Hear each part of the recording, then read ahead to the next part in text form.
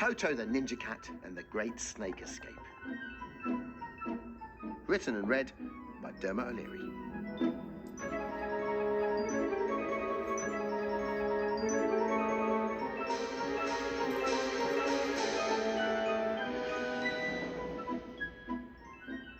Chapter 1.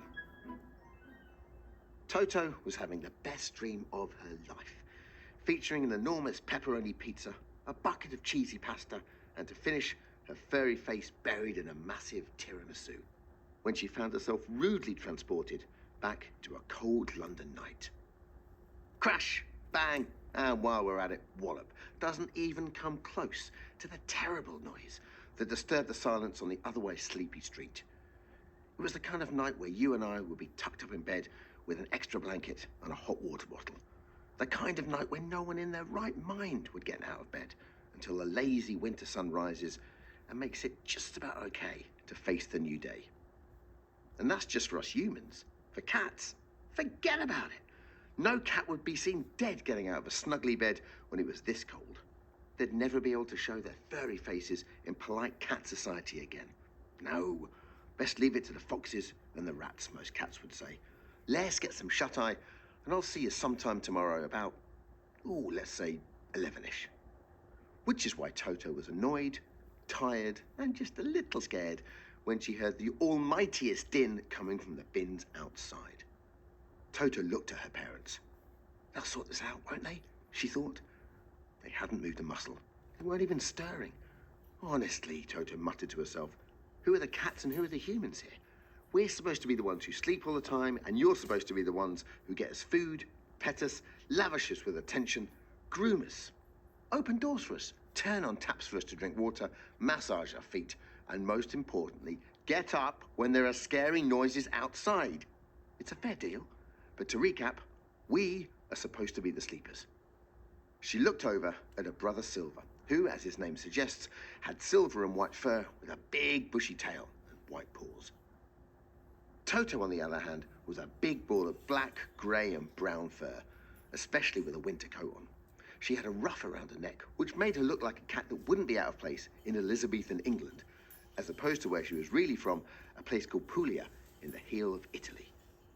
She and Silver were stray cats and had arrived in London only 3 weeks ago, after they'd been rescued by two kind humans who they're now called Mum and Dad, or, as Toto would say, Mama and Papa. The ones who currently lay snoring in their bed. Silver, whispered Toto. Silver! Did you hear that? I think it came from outside. From the bins. Our bins.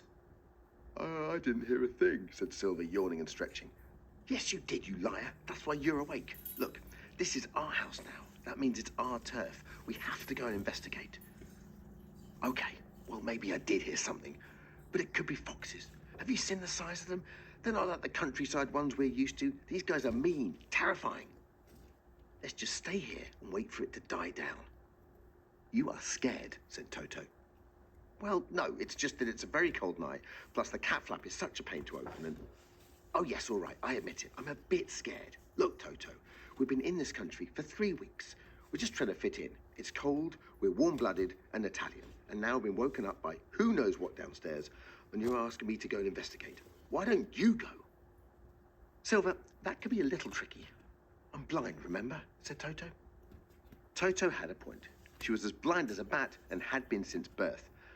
Actually, that's not totally true. Firstly, she'd already met the neighborhood bat, Eric, and while she didn't get the chance to have a chat, something about insects to catch, no time to stop, he certainly didn't seem blind.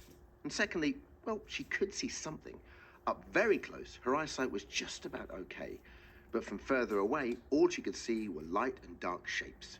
She could recognize outlines of things like Mama and Papa, cats like a brother, birds outside, oh, they look tasty, and really anything that moved. But she always liked to have Silver by her side. Yes, he was a pain at times, teasing her, but like most big brothers, he was fiercely loyal and loved his sister very much. Not that he would ever say that in public.